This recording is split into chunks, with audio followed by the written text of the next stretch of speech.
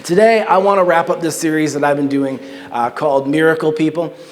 I was, in preparation for all this, I was doing some different reading, some different books, and I found a really cool, really, it's not a book, it's like a volume, created by Dr. Craig S. Keener. Now, this guy is a former atheist. He came to faith, and insanely smart guy. He set out to write a book speaking of the reliability of the miracles in the New Testament and then the continuation of miracles into our modern age. He initially started thinking he would put together some sort of like little ebook or something like that, and it eventually swelled into an 1,100-page, 2-volume set. I have it on my desk. It's 2 books that big, stacked on top of each other, called Miracles. And it's amazing because as he started working on this, he says, I thought it was going to be, a short write that I was going to bring up of like, here's some of the facts. And it just kept expanding and expanding and expanding on the credibility of the miracles when we go all the way back to the Bible. And then literally all the way up to today, he's a PhD, a very learned man, where he says there's evidence for miracles still happening to this day. Pretty interesting, in one of his studies that he quoted, when they put out this kind of big canvas to see how many people had said they had experienced a miraculous event, they expected to get some results, but they were astounded that they got tens of millions of results. Tens of millions of people responded saying, we've seen a miracle. We've experienced a miracle. And he was also surprised that one time where they did this canvassing of doctors, they asked doctors, how many of you believe you've seen a miracle? They were astounded by the fact that even though a lot of these doctors weren't people of faith, 50% of them said, I've seen something that I would just probably have to quantify as a miracle. Because my normal scientific approach to what we do, it makes no sense in regards to what I've had happen. And this is kind of neat because what Craig kind of noticed, and what maybe we would be surprised to see, is that miracles were maybe more common than one might expect. I asked you how many of you would like to see a miracle in your lifetime a couple of weeks ago, but I realized that I forgot to ask this question, or I didn't think about asking this question, okay? And I'd love to see your response. You could respond online, or you could respond in here, and whatever it is, it's okay. But how many of you believe you have actually already seen a miracle in your life? Could you raise your hands? Does anyone actually believe you've already, for real? So look, just for a second here. We're not some crazy super spiritual church. Like, we're pretty based, right? Legit. And you look around, and a whole bunch of you say, I believe I've actually already seen something that's miraculous. Like, it made no sense. Now, it's amazing. Put down your hands for a sec. You can comment on our online as well. But this is kind of what Craig noticed. Is although they're called miracles, he was surprised by how many people have these stories of miraculous intervention, of the supernatural taking place in their life. My goal kind of for this series is if you're a skeptic, I want to draw you in. If you're questioning, I want to invite you to become what I would call a miracle person. What if we could see a miracle in our lifetime?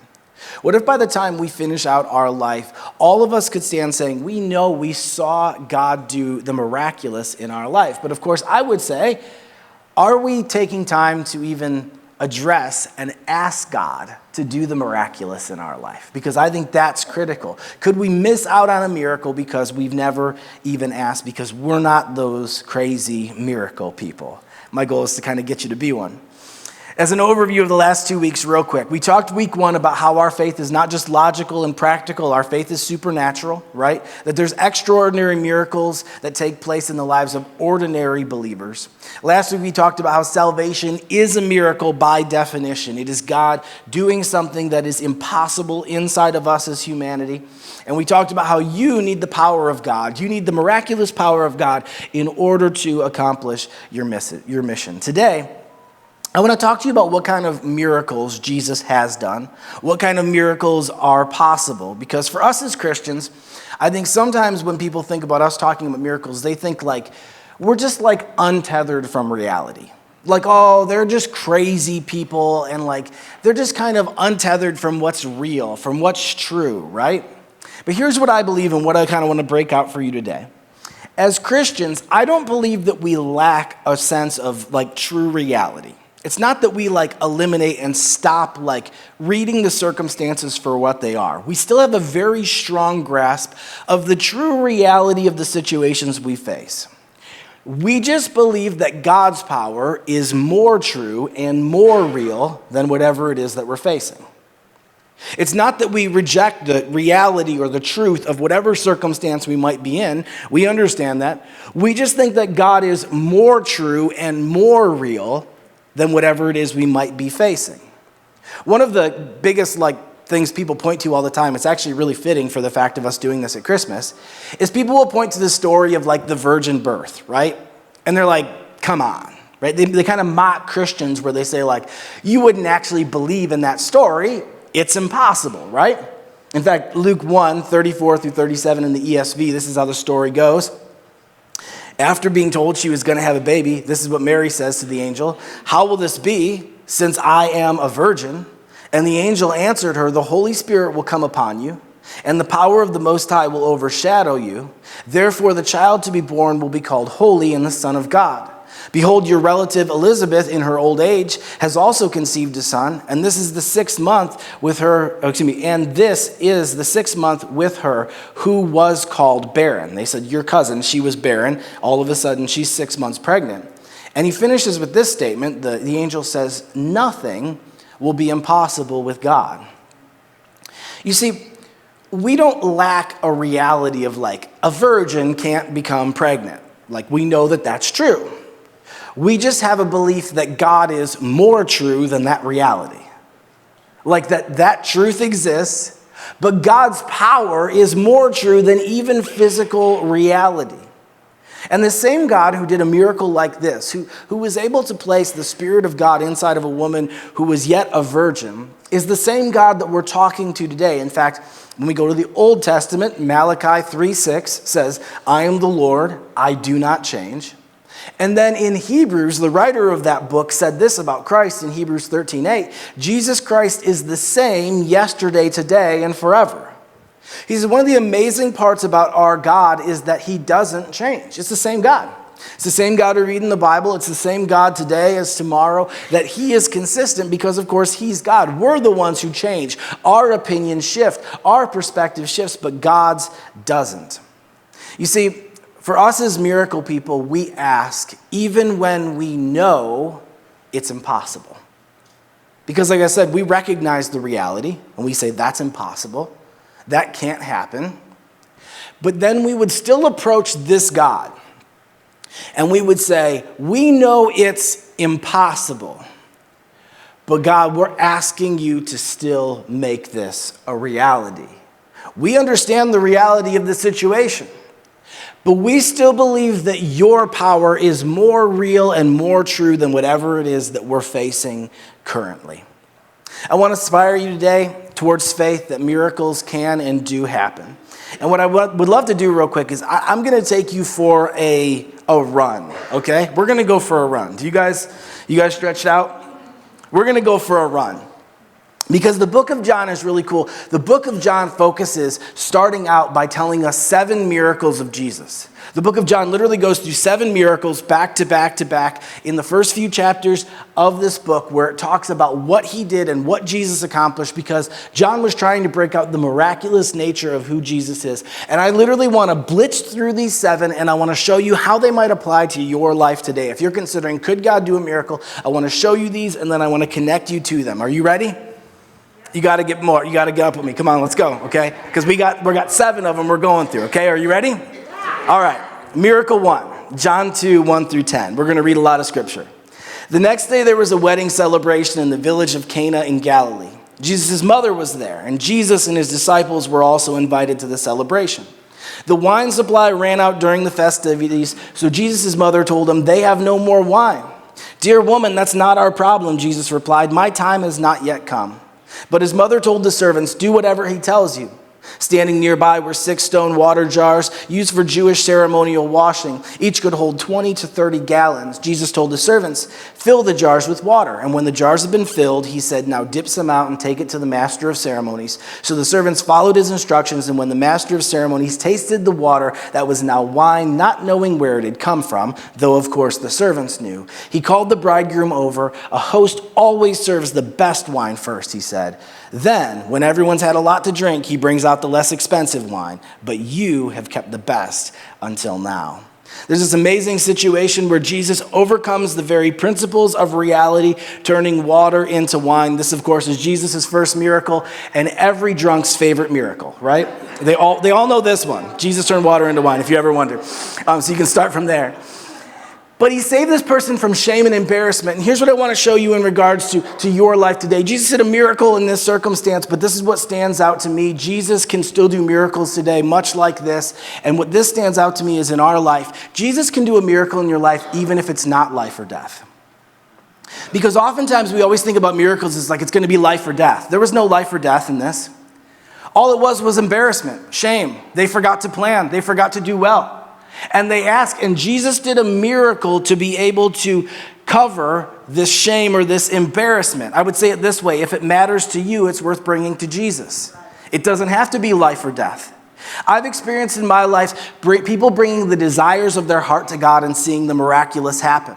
A house, a property, an opportunity, a job, something that they desire deeply, and giving it to God and saying, there's no way this can really happen, and God doing a miracle to bring it about. Some of you guys know in this last couple years when we purchased this building that we did on First Street, I told you, I wholeheartedly believe that was a miracle.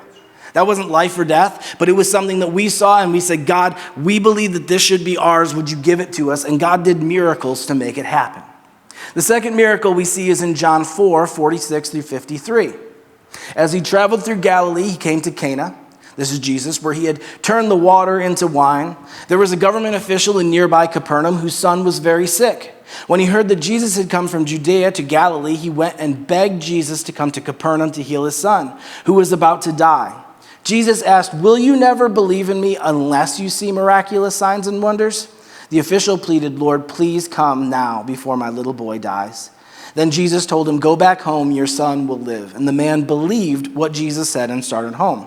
While the man was on his way, some of his servants met him with the news that his son was alive and well. He asked them when the boy had begun to get better, and they replied, "Yesterday afternoon at around 1 o'clock, his fever suddenly disappeared." And then the father realized that that was the very time Jesus had told him, "Your son will live." And he and his entire household believed in Jesus. Jesus heals a man's son without ever meeting or seeing him. He never sees this boy. He never interacts with this boy, yet healing comes to him because of his father's faith to ask. Jesus can still do miracles like this today, and for us, I think this is a great word because it's the reality that Jesus can do miracles in the lives of those whom we love. People who are not even asking Jesus for a miracle, but we can pray for a miracle for them and that God can reach into their lives and do this. Someone who is of our concern, someone we care about, we can pray for a miracle for them and see it happen.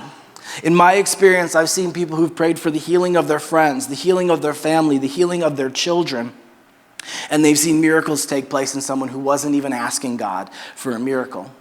I've seen woman after woman come and pray and ask that God would give them a child because they are barren, just like Elizabeth. They've tried everything and yet still no child comes. And yet by faith they'll ask and they'll pray and say, "God, I pray for that child, that one I do not even know yet, that one that seems impossible, but I pray, God, that you would bring that child into my life." And God does a miracle of bringing that child about inside of her as he heals and he brings life into that woman.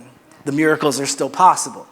Miracle 3, in John 5, 2 through 10, it says, "Inside the city near the sheep gate was the pool of Bethesda with 5 covered porches. Crowds of sick people, blind, lame, and paralyzed, lay on the porches. One of the men laying there had been sick for 38 years. And when Jesus saw him, he knew that he had been ill for a long time, and he asked him this, 'Would you like to get well?' 'I can't, sir,' the man said, 'for I have no one to put me into the pool when the water bubbles up. Someone else always gets in ahead of me.'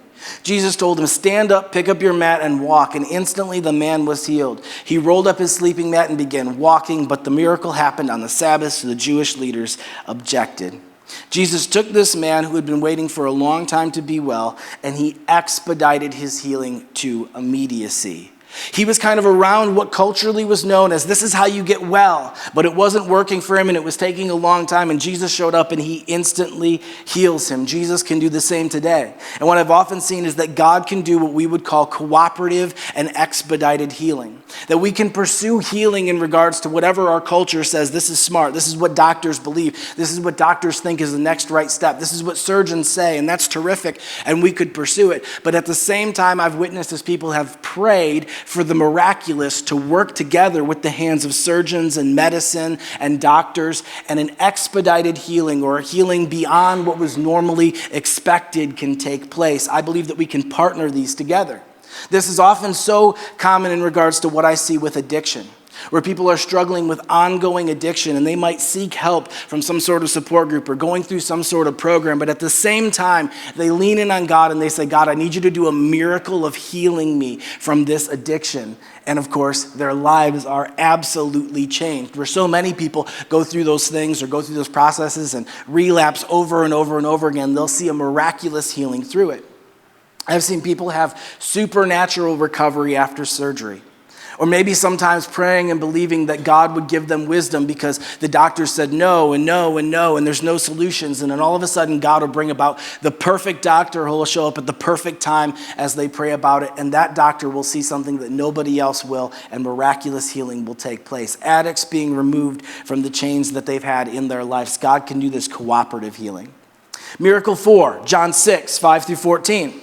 Jesus soon saw a huge crowd of people coming to look for him. Turning to Philip, he asked, where can we buy bread to feed all these people? He was testing Philip, for he already knew what he was going to do. Philip replied, even if we worked for months, we would not have enough money to feed them. And then Andrew, Simon Peter's brother, spoke up. There's a young boy here with 5 barley loaves and 2 fish. But what good is that for this huge crowd? Tell everyone to sit down, Jesus said. So they all sat down on the grassy slopes. The men alone numbered about 5,000. And then Jesus took the loaves, gave thanks to God, and distributed them amongst the people. And afterwards, he did the same with the fish. And they all ate as much as they wanted.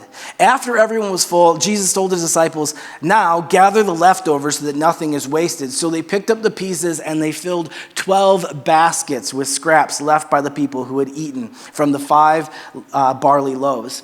When the people saw him do this miraculous sign, they exclaimed, surely he is the prophet we have been expected. Jesus provided supernatural resources to these people, and he can still do the same today.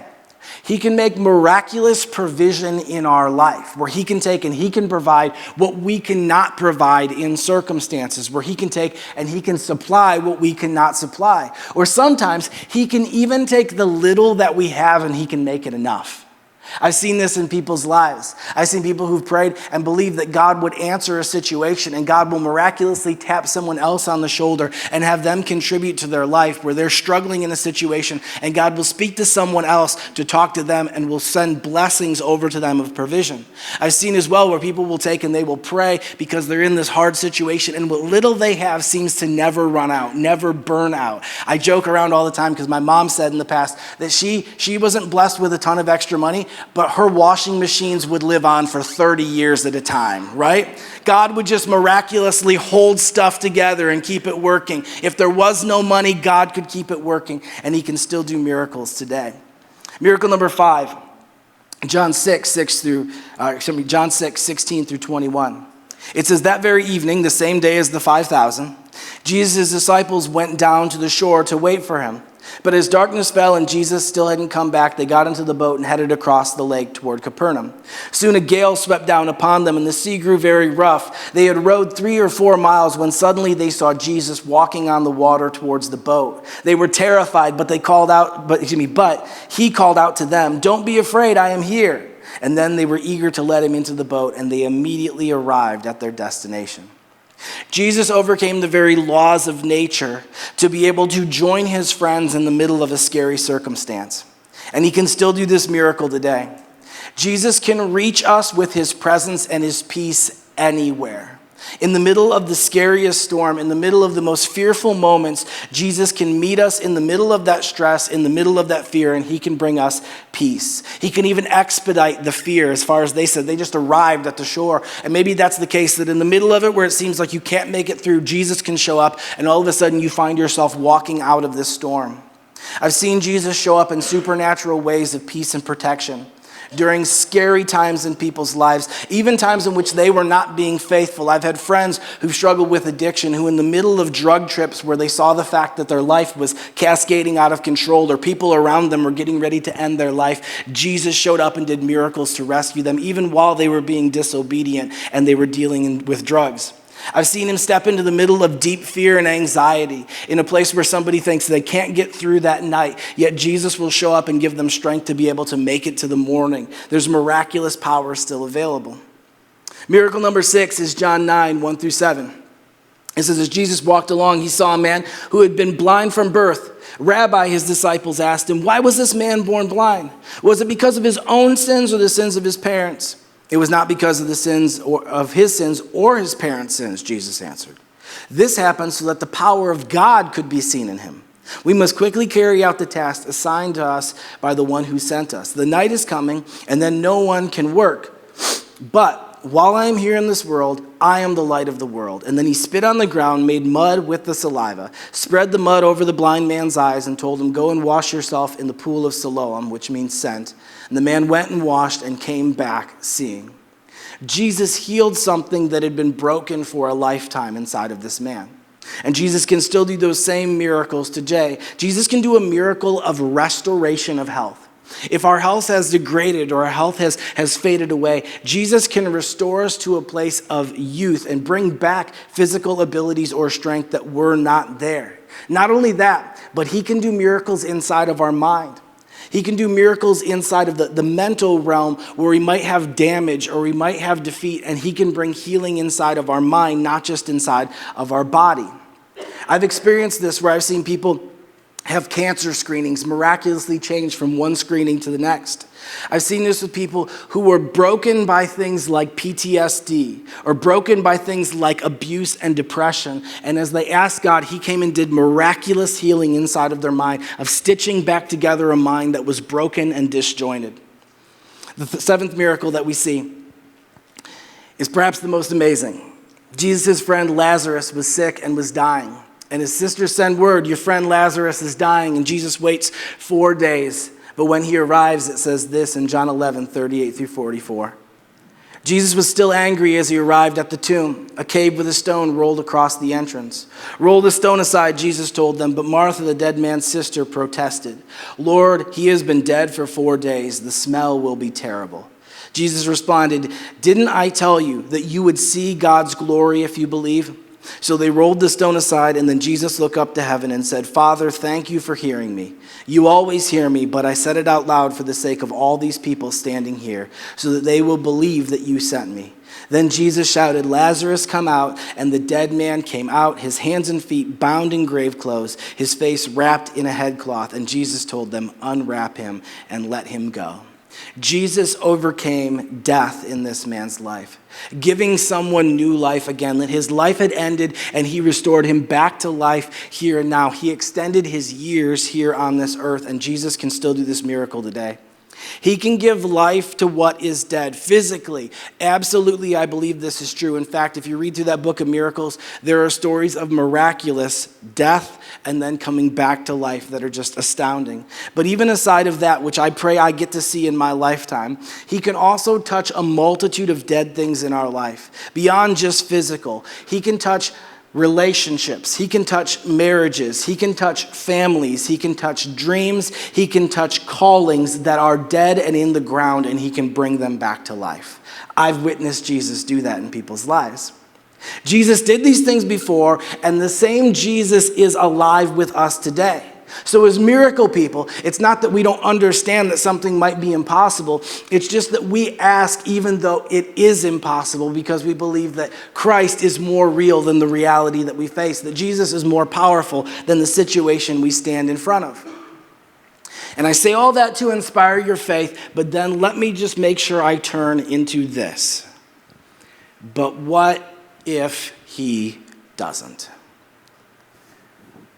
Jesus can do all these miraculous things. He can do miracles inside of our life. But the question always comes, but Cameron, what if he doesn't? And let me be really clear with you. Many times, he won't. In fact, if I may, most of the times, he won't. He won't. We ask sometimes, why don't we see healings?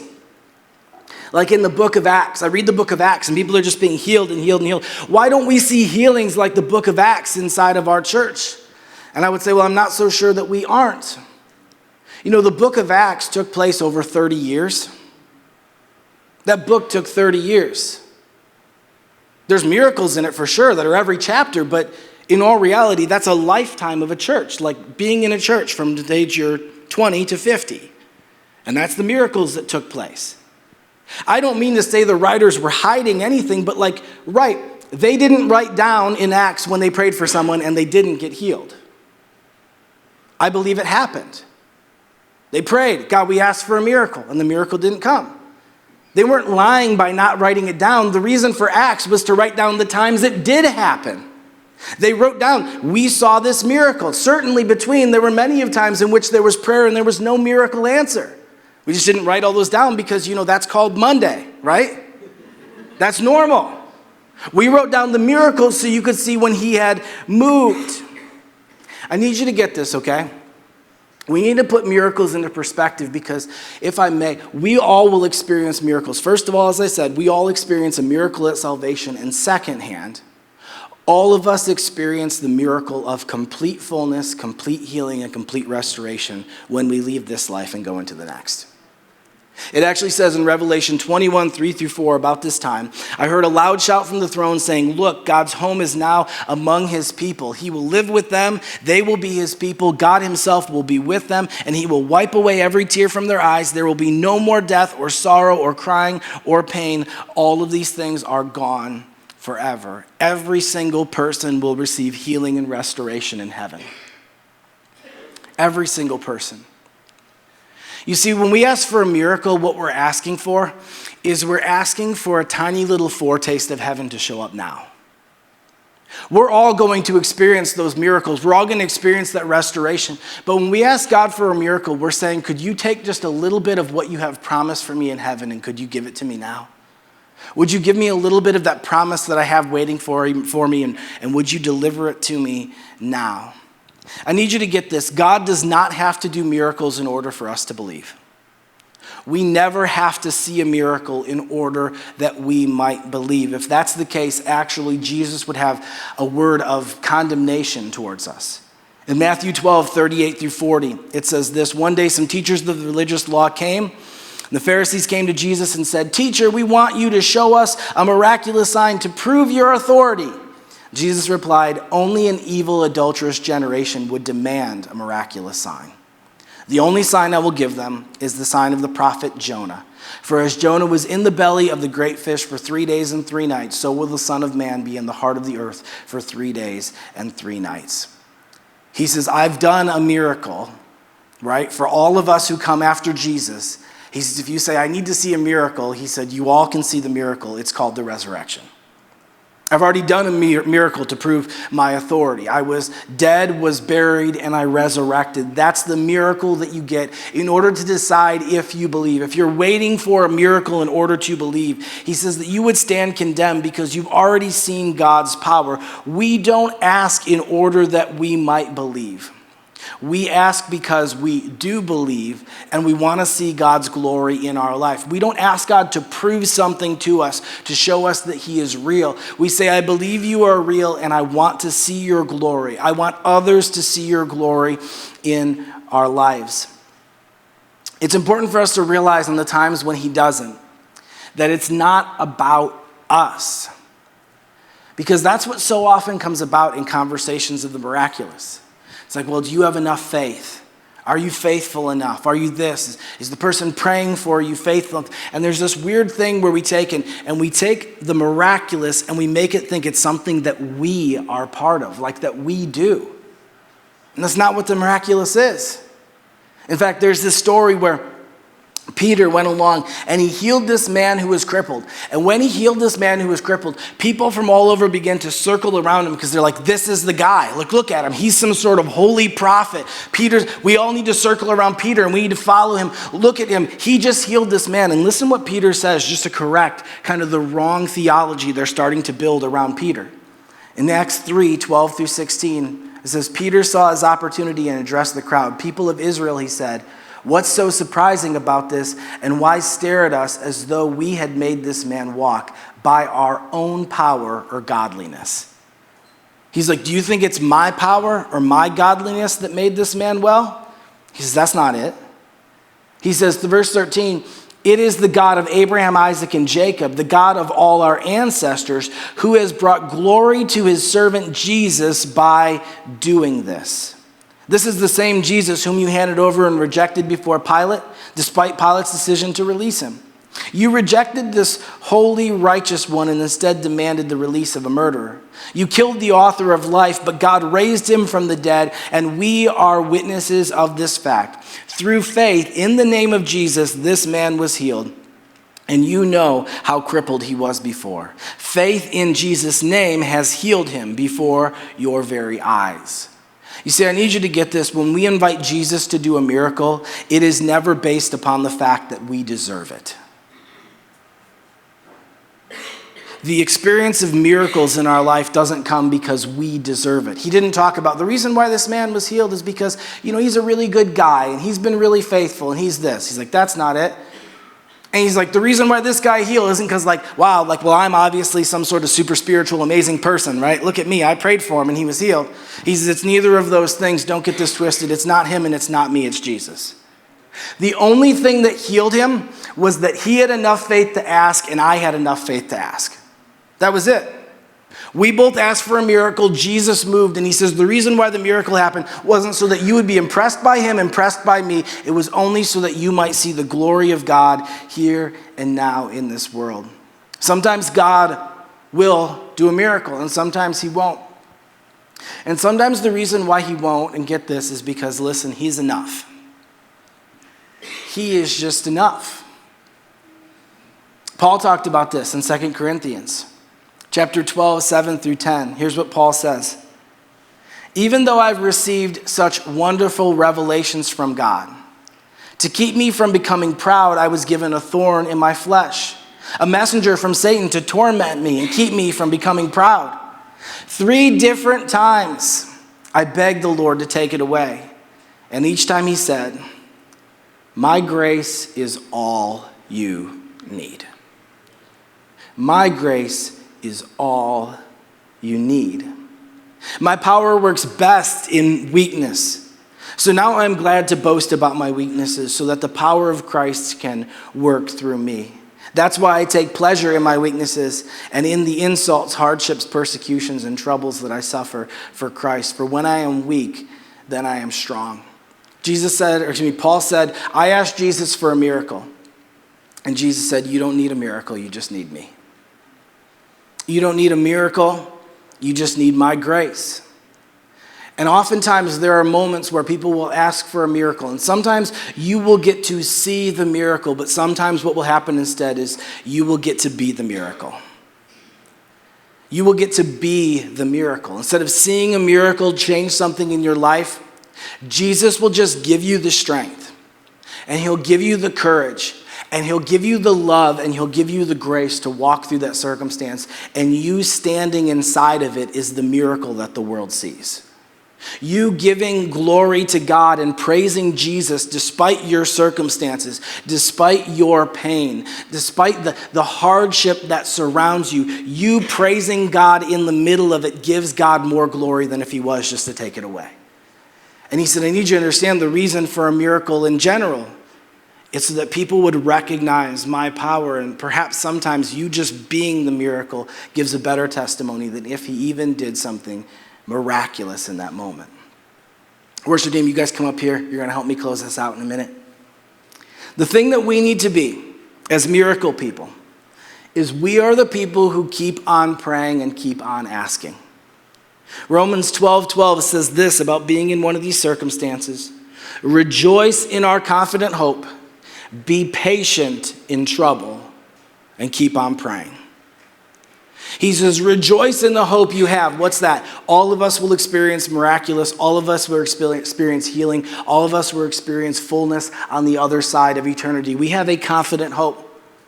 But he says, now be patient in the trouble you're in. Don't get all itchy, right, and start running away from it. He says, you just need to be able to be patient inside of where you're in. But he said, but keep on praying. You see, as Christians, we don't lack a sense of reality. We understand the truth of the circumstances we face. We just believe that Jesus is more true and more real than the circumstances we face. And we keep on praying. Because listen, God might not answer the way we want him to. He might say, wait. He might say it's coming in eternity. But the reason why we continue to ask is because, listen, sometimes he says yes.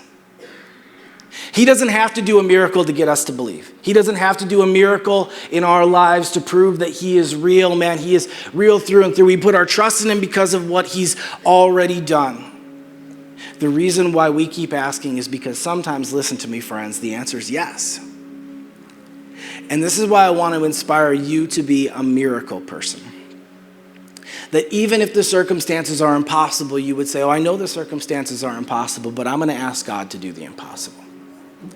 I'm going to ask God to do the miraculous. I'm going to ask God to reach down from heaven and bring some of heaven here to earth. Well, what if he says no? If he says no, I'm out nothing. What am I out? A prayer? Leaning in on God in a hard moment? Leaning in on God in a situation? But what if he says yes? You see, the reason why I want us to be miracle people where we keep asking and we keep praying is because sometimes he does say yes. I always think about this. What if God said yes to everything you prayed yesterday? Would the world be different? Are we asking God for the miraculous? Are we asking him in power to say, God, I know these circumstances are hard, but you're more amazing and more powerful than these circumstances? I want to encourage all of you today. We're just going to wrap with another song like we did last week. And what I want to encourage you to do is I want to encourage you to respond. Maybe right now God is building a layer of faith in you. And he's been kind of just building this idea that like, well, what if I am powerful enough to reach into this circumstance? This one that you've just committed yourself to, thought it's never going to change, it's never going to shift, it's never going to be different. Maybe God's just whispering hope to you in this moment and saying, well, what if you would give it to me? Is it possible some of us have things in our life that all God is waiting for is us to finally bring it to him and say, God, would you do a miracle? Because he wants to bring it to our life, but if he gives it to us now, he gets no glory.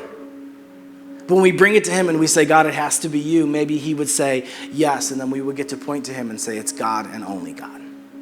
So here's what I'd love to do. Would you guys jump up on your feet for a second? Stretch out for a sec. We're going to play another song here. And I just wanted to ask all of our leaders, would you come down forward again? All of our prayer leaders that I asked you guys before service to come down again. I just want to give you the opportunity for instant application. Instant application. Don't worry, we're still ahead of schedule. The kids are good. They're taken care of. We'll get you out in just a few more minutes. But I would love to invite you, some of you, just to sing and maybe to grow in regards to your faith in this moment. But actually, I think there are tons of you here today that you actually are in a situation currently, or you have something that's drug on for years that you would love to ask God to do a miracle in. And I just want to give you the opportunity. They're not going to come up here and take 15 minutes of your time and they just want to come, and our leaders are going to be here because maybe you don't have the faith anymore. Maybe you're exhausted to pray for it anymore. Maybe you just feel like I don't even know what to ask. But we would just invite you to come forward and to just go to any of our leaders and say, I want to ask that God would do this in my life.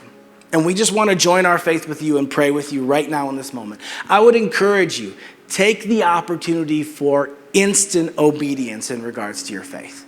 People always lag where they're like, well, I'll get around to it later. Just do it now. Just do it now. Just do it today. Just come forward and say, yeah, it's me. And come forward so we can pray and just believe with you that God would do a miracle. This is my prayer. I pray that from this day forward, we would start seeing situations where we would just start living as a church like this, where we go, God doesn't have to do a miracle, but we're going to keep believing for him. We're going to keep asking for him. And then us as a church, we would just begin to start making these stories of miracles happening. This miracle took place, and this miracle took place, and this doesn't make any sense, but let me tell you this person's story. And we would just begin to share those over and over again, and it would flywheel out of this moment for our church just to be the kind of people that as people join our church, they would just be astounded by the miracle people kind of faith that we would have. So God, I pray right now, Jesus, would you please stir in our hearts obedience and movement. Draw us in that we might have the faith to pray for miracles, and would you do what only you can do. In Jesus' name we pray. Amen.